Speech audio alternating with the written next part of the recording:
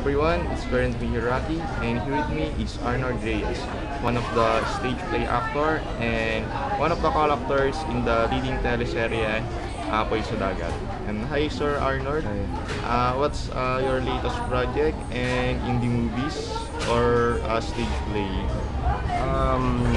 Right now I'm doing Cinemalaya entry. Ang title niya, The Liars. Directed by Gil Cortez and sinulat ni Senny Dique.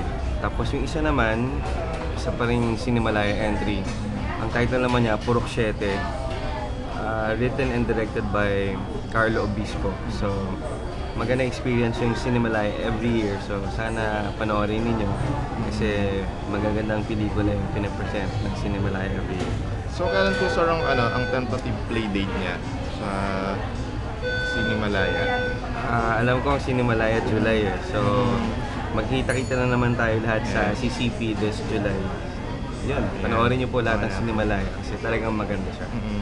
And after sir ng Apoy sa Dagat, do you have any TV series na inline sa inyo?